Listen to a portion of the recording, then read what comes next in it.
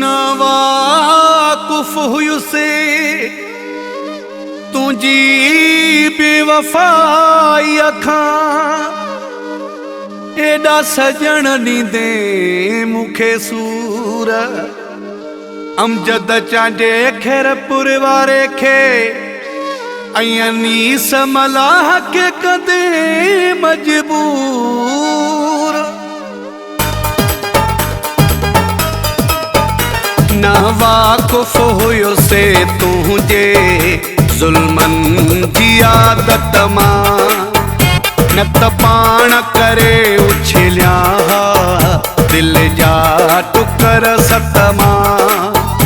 ना दिल ई हुजे हा ना सूर ई दिए हा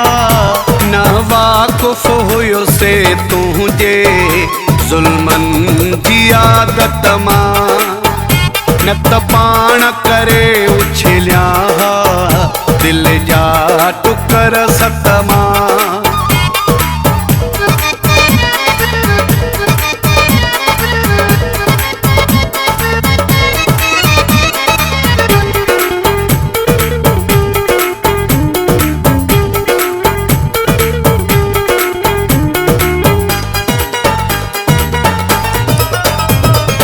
दिल जे खून सां आहिनि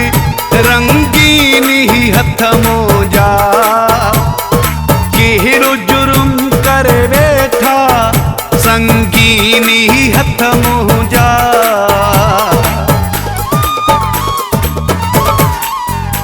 ॾिस दिल जे खून सां आहिनि रंगीन ही हथ मोजा कहिड़ो जुर्म करे वेठा संगीन ही हथ मोजा ना दिल ई हुजे हा ना सूर ई दिए हा ना वाकुफ हुयुसे तुझे ज़ुल्मन जी आदत मां न त पाण करे उछलिया दिल जा टुकर सत मां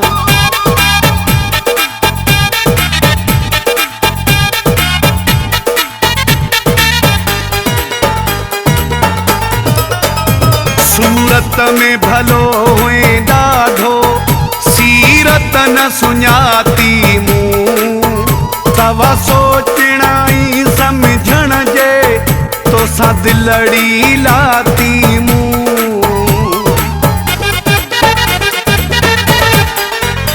सूरत में भलो हुए ॾाढो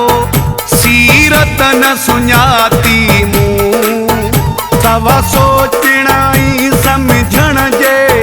तोसां दिलड़ी लाती मूं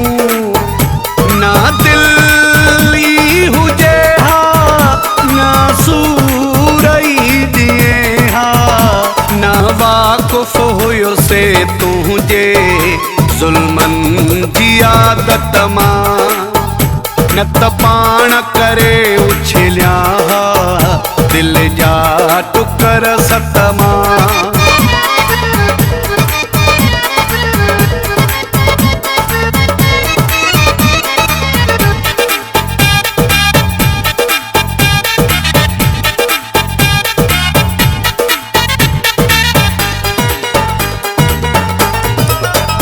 वक्त लाही सरोई मूंखे तक़दीर उजाड़े वई जेके सारी हयाती ॾिठा मूं उहे ख्वाब ई साड़े वई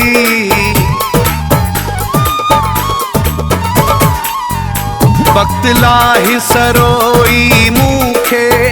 तक़दीर उजाड़े वई जेके सारी हयाती ॾिठा मूं उहे ख्वाब ई साड़े वई ना दिल ई हुजे हा ना सूर ई दिए हा ना वाकुफ हुयुसे तुझे ज़ुल्मन जी आदत मां न त पाण करे उछलिया दिल जा टुकर सत मां